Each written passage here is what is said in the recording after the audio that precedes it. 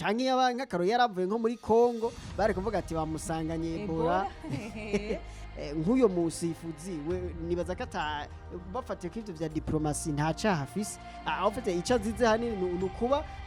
nayo maraso yo kuba Umunya-Somaliya ni kuba Umunya-Somaliya gusa yego nta ibisabwa byose yarabifise yego kandi yarabajije ati none mpo wiki ariko ntibashine kubivuga yego ego ahanini nico ni kubera kumva Trump yavuze ati nta Munya-Somaliya nkeneye umva nagashavu aracagafise deja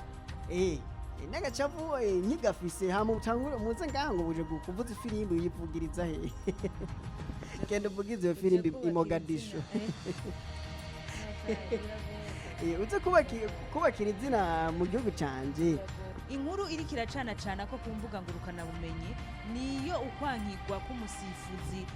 wakomoka mu gihugu ca Somalia yosifuye mu gikombe c'isi. Omar Artan yari umusifuzi mpuzamakungu wo mu gihugu ca Somalia, yari yaranatowe n'ishiramwe mpuzamakungu ry'umupira w'amaguru wo muri Afrika CAF nk'umusifuzi w'umwaka. Inyuma yaho yaratowe n'ishirahamwe FIFA kugira ngo azosifure mu gikombe c'isi kizobera muri Leta Zunze Ubumwe za Amerika, Mexique hamwe na Canada. Ariko nk'uko twagiye turabibona ku mbuga ngurukana bumenyi, Omar ntiyigeze ahabwa amahirwe yo kwinjira muri Leta Zunze Ubumwe za Amerika, aho twabonye hagaritswe ku kibuga c'indege ca Miami, bamwankiye kwinjira ariko ababijejwe abari kumuha uburenganzira bwo kwinjira muri Amerika ntibaratanga igituma yabujijwe kwinjira. Inyuma yaho ubushikiranganje bw'inkino n'ubw'imigenderanire muri Somalia bwaragerageje kwinjira mu biganiro, mbere ngo barakora n'utwigoro dukomeye kugira ngo Omar yemererwe kuja mu gikombe c'isi, ariko nta cavuyemo. Inyuma yaho ubushikiranganje bw'ugwaruka n'inkino hamwe n'ubushikiranganje bw'imigenderanire mu gihugu ca Somalia bwarasohoye itangazo ryerekana akababare ico gihugu gifise, narirya ko iyo uwo musifuzi yemererwa kwinjira mu gihugu ca Amerika yobaye aheje agateka igihugu ca Somalia. Imishirahamwe mpuzamakungu kw'isi ry'umupira w'amaguru FIFA ryamaze gutangaza ko Omar atacitabiriye igikombe c'isi kuko ngo baragerageje ariko ntivyakunze. FIFA yagaragaje ko atawubasha ifise bwo kuvuguruza Leta Zunze Ubumwe za Amerika ku ngingo yo kubuza Omar kuzoba umusifuzi muri ico gikombe c'isi. Tubibutse yuko igihugu ca Somalia kiri mu bihugu Leta ya Trump yabujije ko ata munyagihugu w'ivyo bihugu azohonyora ku butaka bwa Amerika. Nitwa Christabella Munezero, aha ni kuri Paulo Cash Media, ni kwa rukurikirane rw'ibiganiro tubashikiriza je na mugenzanje Patrick Rusage atanga imana. Turabahaye ikaze. Biragoye cyane gutera imbere kandi biranorosha gutera imbere mu gihe ujanye n'ibihe bya none, mu gihe ujanye n'ibihe turimo, kuko ntushobora kuba ukiri mu bihe bya kera ngo ushobora gutera imbere. Ni kubaho uzi ahisigeze, ni kuba uri gukora woroherezwa ibikorwa byawe ariko biravansa bitewe n'uko uri gukoresha internet inyaruka. Abahinga barerekana ko ata internet no musi iraboneka inyaruka isumba Starlink. Ni benshi bidoga ngo bakoresha connection zikwega ivyo bakora ngo ntibikunda. Ico kibazo rero muri Parlo d'argent twaramaze kugutorera umuti. Turafise wifi Starlink, turayikotesha kandi ku mahera make cyane, ku buryo tuyiguhaye uba wibaza ko menga turanakugabiye kuko uyikoresha nka gwawe kandi ku giciro gito cyane. Ivyo twabishize kugira ngo tuje hamwe twese kugira dutere imbere twese. Ayo mahirwe rero ntagucike, wewe umvirije video urayisangiza abandi kugira ngo nabo ayo mahirwe ntabacike. Kuba yifuza canke kubaza kuba intéressé kumva yuko bakeneye internet canke abahora bayirondera bakabura iyo bayikura, dukorera muri Excellence House, ni impande ya building ya Limitel muri ville mu gisagara ca Bujumbura. Mu gisagara ca Bujumbura hagati muri ville ntihagoye kugenda wururutsa amabisi, uramanuka gato ucubona kuri Limitel. Iyi building iri impande yayo Excellence House, etage ya nyuma ya 4 numero 17. Abafise imanza, abafise ama evenema, abantu bashaka gukora ama live streaming, abafise ama reunion, ama conference, nimuze tubahereze wifi inyaruka izotuma ibintu byanyu bigenda neza, izotuma ibikorwa byanyu atawicisha mu ijisho. Ushaka kwakura cyangwa gutanga commande kuko uburyo bugezweho bwirukirwa na benshi, nomero ni mubona iri kiraca munsi. Nkuko nayimejeje kubivuga mu ntangamarara, hari inkuru kirazunguruka ku mbuga ngurukana bumenyi aho umusifuzi Omar Artan akomoka mu gihugu ca Somalia yosifuye mu gikombe c'isi atigeze aronka amahirwe na gato yo kwinjira ku butaka bwa Amerika. Hariho imvo bivanye n'ibihugu, hariho imvo zibituma kutumvikana hagati y'ivyo bihugu canke bivanye n'ubucuti Leta Zunze Ubumwe za Amerika yoba ifitanye n'igihugu ca Somalia. wotubwira novuga ico abantu batanguye kwibaza kwibuzwa ry'uwo musifuzi kwinjira ku butaka bwa Amerika. Ego cyane gose no kuvuga nkuko bivuze mu ntangamarara leta zume za Amerika novuga cyane cyane kuri leta ya Donald Trump novuga yaragerageje gushiraho ingingo zitagiye zorohereza abimukira zitagiye zorohereza novuga abanyamahanga na cyane cyane baba bavuye mu bihugu vya Afrika. Twarabigarutse ko biganiro byinshi ukutumvikana canke imishamirano hagati ya leta Donald Trump hamwe novuga n'aba diaspora novuga aba diaspora canke abantu baba muri Amerika bafise inkomoko muri Somalia n'indyane novuga no zigeze ku rugero rwo hejuru urugero rukomeye kubera ko akaroro novuga muri leta ya Minnesota novuga iyi ni leta ino ma leta ya leta zunze Amerika ni leta kandi novuga irimwo aba diaspora benshi baba Somalia aba diaspora bava muri Somalia bari muri leta zunze ubumwe za Amerika. Hano no kuvuga Trump bivaye n'ingorane z'umutekano muke zagiye zibonekeza Donald Trump yaragarutse kenshi yagiriza novuga yofite ibibazo by'umutekano muke bibera mu karere ka Minnesota yuko ngo biterwa n'abasomaliya bahaba abagiriza yuko ari inkozi z'ibibi novuga acategeka mbere ko birukanwa n'uwa mu misi heze Donald Trump yarirukanye aba diaspora aba Somalia bari muri Amerika muri kano karere yarirukanye benshi kandi benshi bashoboka ico gihe yabirukananye n'abava muri bihugu nka Libani ibihugu nk'Uburusiya novuga ico gihe yarirukanye novuga abanyamahanga benshi novuga yabagirize yuko novuga bagirizwa ko araba criminel ari inkozi z'ibibi. Ivyo rero vyagiye biduza tension biduza indiane hagati rero yabo ba Somalia bo muri Somalia novuga abasigaye muri Somalia cyo kibe n'aba diaspora bo muri Amerika bavuga ati niyo twareka duhora iki dupfiki tuziriki. Ibi rero byaciye bituma ikibazo kica kiva mu ivyo cinjira rero novuga mu ndetse bimwe twita barundi twita beef icumenga bibaye nka beef kubera ko no kuvuga ko ikibazo cagiye gukomera novuga aho byahavuye bitandukira iyindi ntera kuvaho novuga umushinga amateka afise ubwene gihugu bwa Amerika gusa akomoka muri Somalia ni umukenyezi hani Omar uyu niwe wa mbere novuga yabaye uwa mbere afise amamuko muri Somalia novuga atorewe kuba umushinga amateka muri Amerika ari mu mugambwe w'abademokrate. Uyu rero novuga yarigeze gusa nk'ugenda bishikiriza aragera ivyo yavuga aravuga ingene novuga politiki ya Donald Trump ibangamira cyane cyane abamizirima itoroheza novuga umuntu w'umumizirima novuga abamizirima bari muri Amerika batorohewe arerekana ingene abasomalia bafashwe nabi ego bagirizwa kanga ngari ivyihebe ari abantu bakori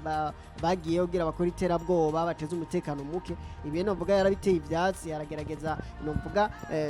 gutera ivyatsi zi politike za Trump zabimukira zibasira cyane cyane yariko yerekana byasa nkuko ariko avugira novuga community y'iwabo yereka avugira community y'iwabo abamizima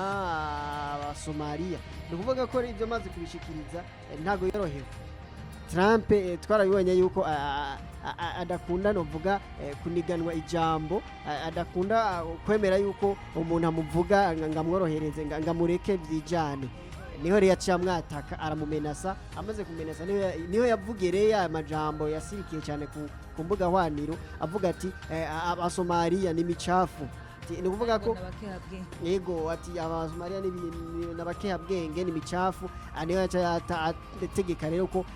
atanu umuntu muri Somalia zigera asubira kwinjira muri leta zunze za Amerika. No kuvuga ko rero aho rero yarahejeje novuga ndabivuga ni nko gusinya amasezerano novuga yo kwawukana vyeruye na Somalia mu bijanye na diplomasi yego. No kuvuga ko rero kuva ico gihe novuga ikibazo kiri hagati y'abimukira cyangwa umuntu abavuye muri Somalia agiye muri Amerika ntago cigeze gitorega umuti novuga ikibazo cyaciye kiguma uko nyene rero ibi byabaye k'uyu musifuzi wogira yari kumutorera wogira yari gutorera wogira yari kuvuga ati kari umuntu aje mu by'inkino kari umuntu aje mu yindi domene uyu nta kibazo mugabo nubwo ibi byerekana yuko iyi politiki iyi ngingo ya Donald Trump iremereye gusumvya uko twari tuvyibatse ego bavuga yuko uwo musifuzi yari afise novuga visa diplomatique ego byari ibintu mengo birijikivye ego umva we ntiyaragiye no kubayo n'uwo mutekano muke umva bisanzwe we yaragiye yari mission yaragiyemwo izohera agataha mugabo birakomeye nicerekana rero ko novuga Trump izi ngingo ziba ziri seriye ata bintu byo gufyina ego no kuvuga ko cyerekana ko utoshaka uje kugira ante uri umuntu wo muri Somalia ibibazo bidatorewe umuti ushobora kwinjira muri Amerika nuko yego nukuvuga ko aha nukuvuga izi ngingo nukuvuga ko byerekana uburemere bw'izi ngingo nk'akaroro nimba ari nk'ibintu biba byabereye muri Amerika tuvuge nk'akaroro naho bari tuvuga ni nk'amahiganwa y'abaririmbyi amahiganwa y'iki kuko nk'ibi by'imico n'akaranga imico kama wogira byo biba yari kubireka yari kubitorera numvuga akavuga ati ntaco kari umusifuzi mugabo kumubuza erega birumvikana nkuko Somalia bivuga iti iyo mureka byaca byerekana ko yabatanze ishusho nziza yabadugije idarapo rya Somalia uwo musifuzi yabadugije idarapo rya Somalia yo kuba yaragiye gusifura muri Coupe du Monde mugabo Trump ivyo niyo byihanganira ivyo niyo bireka mwirate muryoherwe ngo idarapo ryanyu rize kudugira muri Amerika ridogerezwa muri Amerika abona je nibaza ko nkiyo byari gushika mbere Somalia ikaba mwibi bihugu bikena Coupe du Monde je ndisire ko twokwisanze Somalia iri kuri liste y'ibihugu bitazokinira ko twabonye ko hari bizokinira muri Canada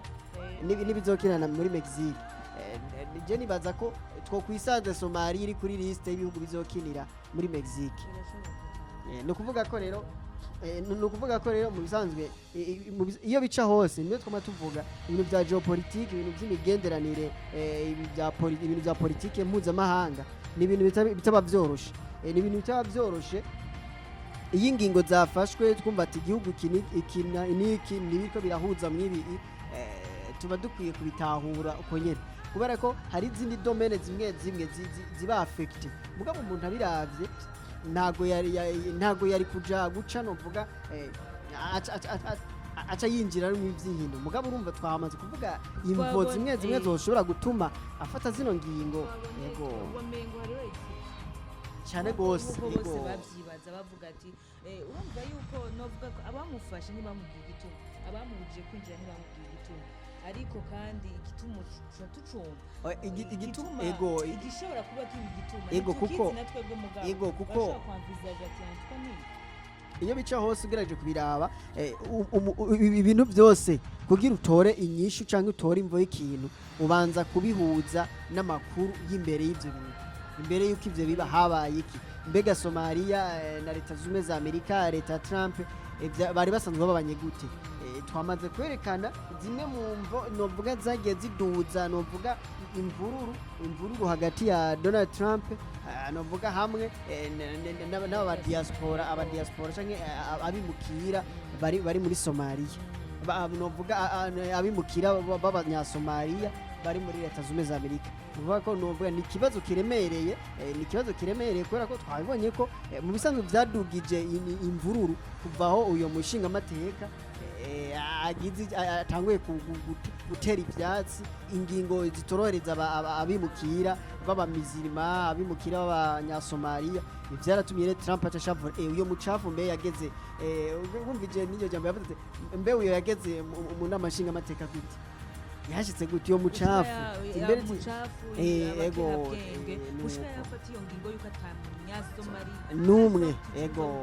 umunya-Somalia wese nashobora guhonyora muri Amerika ego nukuvuga ko ingingo mwene izo nivyo navuze ingingo mwene izo kenshi ziragira ama impact menshi nabivuze wanashima naho zoba mu zindi domaine amagara y'abantu dushaka tuje mu madomene ya entertainment imiziki domaine nuvuga ko aho domaine zose ziba zamaze kononekana nukuvuga ni uko nandi manama mpuzamakungu ugasanga nka delegation y'abanya-Somaliya igeze bavuga ati mwebwe subira inyuma batubwiye yuko ubushikiranganje bw'inkino bwifadikanije bwasavye ubufasha n'ubushikiranganje bw'imigenderanire ati barakoresha ico bise diplomasi baravugana ingene Omar yosifura atariko n'utwigoro bavuze ati n'utwigoro twaradushize turakora ibishoboka byose mugabo baranse yashoboye kuja gusifura na FIFA yamaze kubitangaza yuko Omar atazosifura bamukuye kuri list kuvuga rero ni imwe twama tuvuga mu bisanzwe diplomasi bya geopolitique nivyo biganjije nivyo biyoboye inosi iyo bitagenda neza hagati y'ibihugu bibiri ibindi byose birakurikira amandi madomene yose novuga ije kintu nkunda kuvuga hano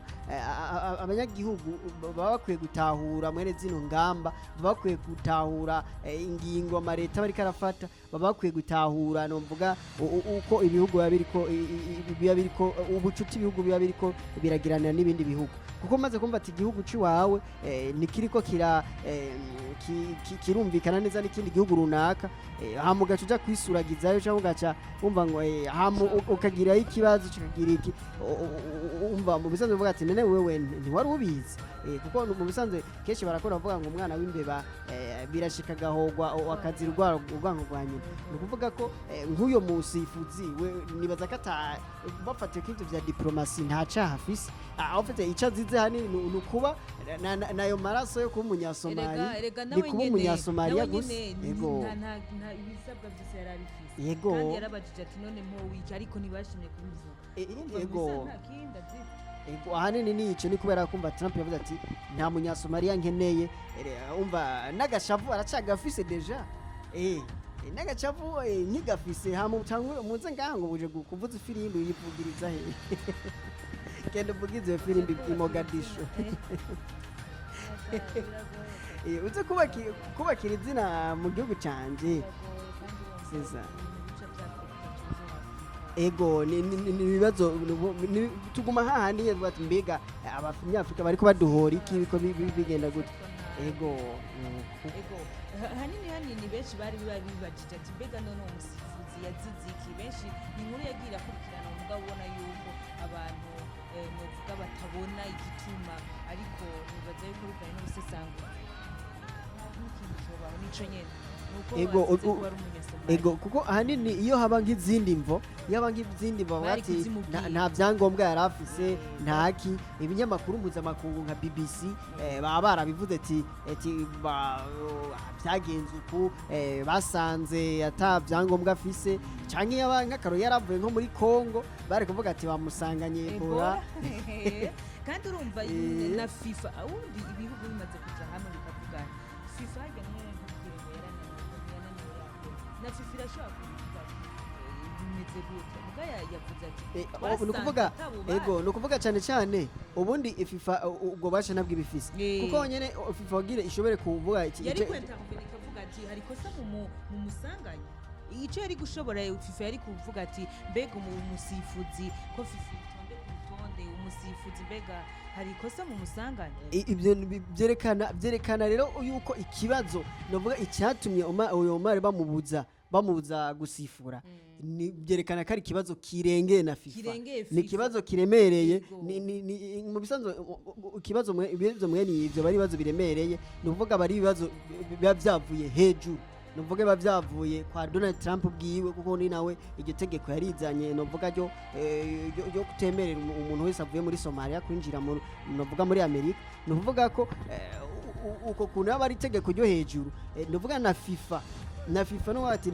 nishobora kwinjira guca yinjira mu iyo migenderanire kwa ayo makimbirane ari hagati ya birengeye n'abari kibazo coroshe kandi no kuvuga ko na FIFA biri kuri press biri kiriruka ati dutanguze coupe du monde nibaca baja mu mwivyo niyo mpamvu rero novuga hanini umwanya wo kudiskita kw'ivyo uca usanga ari umwanya muremure mu musanzwe umwanya wa diplomasi umwanya w'imisi ibiri umunsi umwe ngo tuyage ibi n'ibi ni ukuvuga ko rero niwe navuga vyerekana uburemere bw'ibibazo bw'ibibazo vya diplomasi biba biri hagati nuvuga cyane cyane ya Amerika n'ibihugu vya Afrika bari ibibazo biremereye kandi biremereye cyane kenshi iyo vyitambitse imbere rero nkavuze ngo gidita ni nkuko Trump yavuga ati kuva ubure na coupe du monde yobere muri Amerika ndabihagaritse rabiyo muja kubigira byoshoboka yego kuvuga ati cyane kuko mutanguye kumvuruga mutanguye gusaba ngo ninjiza abantu nankiye ko binjira yamaze kubita kari imicafu niki mutanguye kuvuga ninjiza imicafu ntakeneye ko yinjira muri Amerika arashobora kuvuga ati ko mutanguye kuzana ivyo niyo coupe du monde ndahagaritse kibera muri Amerika hari ikindi gihugu bikoreramo kandi ubwo ni mu gihugu ciwe ivyo ababifite uburenganzira yego tubitse yuko amahiganwa y'igikombe c'isi azotangura ku munsi w'ejo igenekerezo rya 11 ruheshi mu mwaka turi aha none kuri Paulo Cash Media yari jewe Christabella Munezero nari kumwe na mugenzi wanje Patrick Rosaje Atangimana ciao biragoye cyane gutera imbere kandi biranorosha gutera imbere mu gihe ujanye n'ibihe vya none mu gihe ujanye n'ibihe turimo kuko ntushobora kuba ukiri mu bihe vya kera ngo ushobora gutera imbere ni kubaho uzi ahisigeze ni kuba uri gukora woroherezwa ibikorwa byawe ariko biravansa bitewe n'uko uri gukoresha internet inyaruka abahinga barerekana ko ata internet no musi iraboneka inyaruka isumba Starlink ni benshi bidoga ngo bakoresha connection zikwega ivyo bakora ngo ntibikunda ico kibazo rero muri palo d'argent twaramaze kugitorera umuti turafise wifi Starlink turayikotesha kandi ku mahera make cyane ku buryo tuyiguhaye uba wibaza ko menga turanakugabiye kuko uyikoresha nkagwawe kandi ku giciro gito cyane ivyo twabishize kugira ngo tuje hamwe twese kugira dutere imbere twese ayo mahirwe rero ntagucike we wumvirije video urayisangiza abandi kugira ngo nabo ayo mahirwe ntabacike kuba yifuza canke kubaza kuba intéressé kumva yuko bakeneye internet canke abahora bayirondera bakabura iyo bayikura dukorera muri Excellence House ni impande ya building ya Limited muri ville mu gisagara ca Bujumbura mu gisagara ca Bujumbura hagati muri ville ntihagoye kugenda wururutsa amabisi uramanuka gato ucubona kuri Limited iyi building iri impande yayo Excellence House etage ya nyuma ya 4 numero 17 abafise imanza abafise evenema abantu bashaka gukora ama live streaming abafise ama reunion ama conference nimuze tubahereze wifi inyaruka izotuma ibintu byanyu bigenda neza izotuma ibikorwa byanyu atawicisha mu ijisho ushaka kwakura cyangwa gutanga commande kuko uburyo bugezweho bwirukirwa na benshi nomero niyi mubona iri kiraca munsi